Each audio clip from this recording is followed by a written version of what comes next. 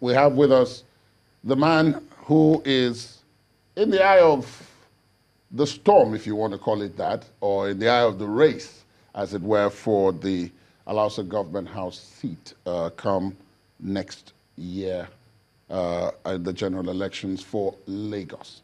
And that's talking about the APC governorship candidate, Mr. Babajide Sanwo Olu. Thank you so much for joining us on Sunrise Day. Gentlemen, thank you so very much for having me. Now, I guess straight off, the first thing to ask would be, given the nature of Lagos, both as a community and within the bigger community of Nigeria, how do you think it has fared, especially in relation to its counterparts? I mean, like other states. Well, I mean, to whom much is given. Well, gentlemen, thank you very much. To whom much is given, much is expected. You know, everything must have its own upside and downside. Lagos has had the unique opportunity of being the commercial nerve center of the country over the period of independence. It's had the opportunity of being the capital city of the nation.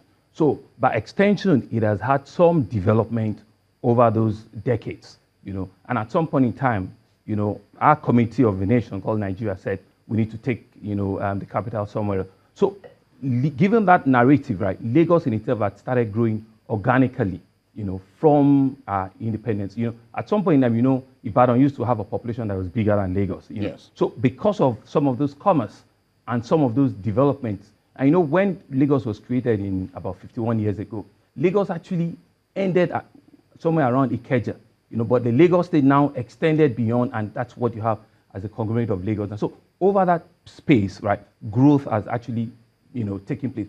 But you know, it has also come with its own challenges, you know. When you have growth like that, you know, and with the speed at which it started, right, challenges will come, right? So when federal government, for example, left, you know, Lagos, they left with all of their parastatals, with all of their institutions back in Lagos.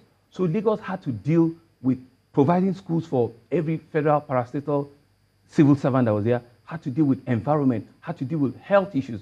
For 15, 20 years, people didn't leave to go to Abuja. People had two families, you know, have a small family in Abuja where you just, but have a nucleus and a main family in Lagos, and it's still what is happening.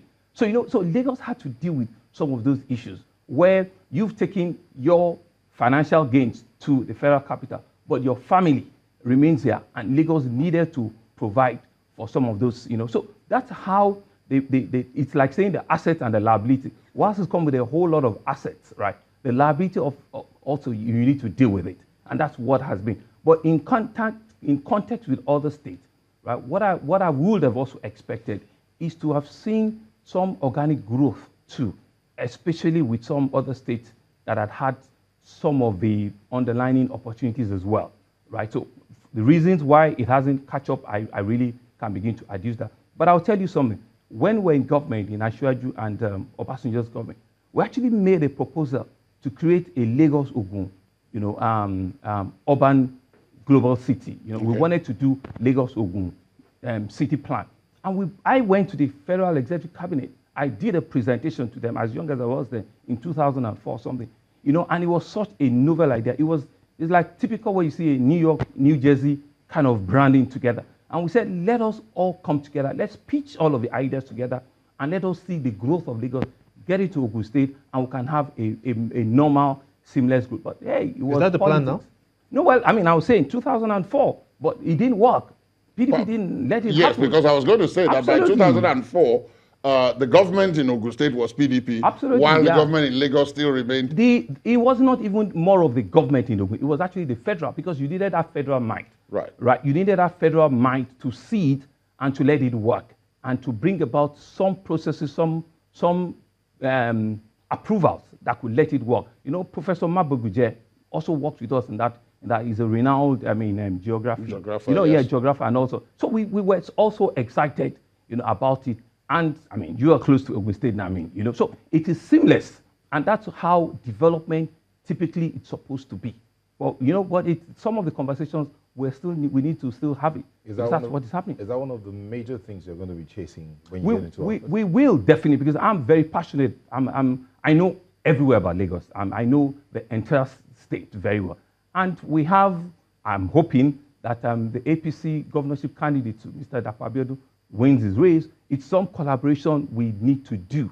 Our people need it. It's a no-brainer. It's something that needs to happen, right? Development has no barrier, right? It's just a case of it's in your mind somewhere. You know, let me give you a typical example. How do you explain a last man, as it were, a traffic warden officer from Abeokuta coming to come and control traffic just by Baja Junction? You look at it. You know, it doesn't make economics of scale. When, you know, you see this is Lagos State, this is Ogun State. How do you marry it? And somebody has to travel 2 hours, an hour and a half journey just to come and control traffic by Baja. But in all of this, you've said a lot of things I'm trying to digest. Yes. Because it seems that you've just got this so much information that you have. But thank you. The people of Lagos will wonder, what makes you think that you're a preferred candidate in the run-up to who becomes the governor? Thank you, Gimba. I've got a resume that I dare say that not a lot of people can post out there. In my 30 years post-university qualification, I've had a very unique opportunity of doing 17 years in the private sector and doing almost 13 years in the public sector. So it's a mix that is so rich, is so deep, and is so complementary. I have worked with 3 governors. I have been a 3-time commissioner. I have run the biggest commercial entity out of Lagos. On the private sector side, I had run a startup company. I had run 3 banks at the treasury level. I've been an investment banker. I've been a consultant in privatization. I've worked in Niger Delta. I've worked in Maiduguri, in Kukawa, in Lake Chad. You know, so bringing all of those processes together, bringing all of those opportunities, there are a lot of people that I've met. The kind of challenges that I've had to deal with, right? The kind of places that I've had to be into, the kind of responsibility that I've had to take. I imagine that I'm equally better qualified to do that job of Lagos. Not only because of the things I said, but because I'm so passionate about people. I'm so passionate about the narrative called Lagos. Your mode of emergence, you don't think that might be a weight on this beautiful resume that you put out? I actually don't understand what you mean by your way. What is your the way? mode of emergence? Because you know the controversy that surrounded your emergence? I really don't know what controversy you're talking about. You cannot cry more than the bereaved. You cannot start a race until when INEC says to you, start the race. You cannot start an agenda of politics if the right atmosphere is not right. There's no need for me raising my hand 2-3 years ago if there's no vacancy, if there's no means, if there's no time that says that this is the time for you to start. It was when they said we should start that I started. It's just that all of us need to take it out of our block brain that if you don't know somebody and you now know somebody, you'll be wondering, where does this guy appear from? I've always been there. And one of the first things I've said is that I've done a lot of first, which are not directly attributable to me, but which we need to bring out now. I was one that set up the Security Trust Fund.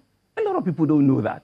In the first tenure of BRF, within the first 2 months, with all of the contacts I have in the private sector, we got all of the bank MDs. We raised over 250 vehicles in the first 6 months of that administration. I ran the Security Trust Fund before my dear uncle, Mark Conjola, became the chairman. Before Atowari even became the executive secretary, I brought out the blueprint. Secondly, I started Lagbos. I registered Lagbos. I wasn't commissioner for transport. I started up, we went to Cairo at that time. We did a 200, bus procurement off balance sheet, meaning that without any recourse to government. I started the first pension commission in this country, even before the federal government set up their own pension commission. I paid the first person that paid the 18,000 minimum wage before even the federal government paid theirs.